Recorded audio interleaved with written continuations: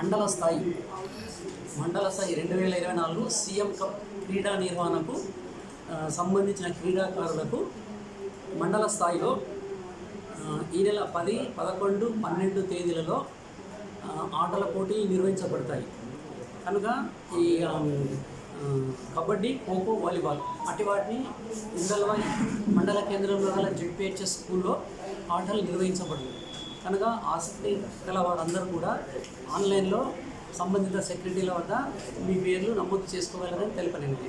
నమోదు చేసుకున్న క్రీడాకారులకు మండల స్థాయిలో ఖోఖో, కబడ్డీ, వాలీబాల్ తేదీ 10, 11, 12 తేదీలలో మండల స్థాయిలో నిర్వహించబడును. కనుక క్రీడాకారులు పెద్ద మొత్తంలో పాల్గొని క్రీడలను దిగ్విజయం చేయాలని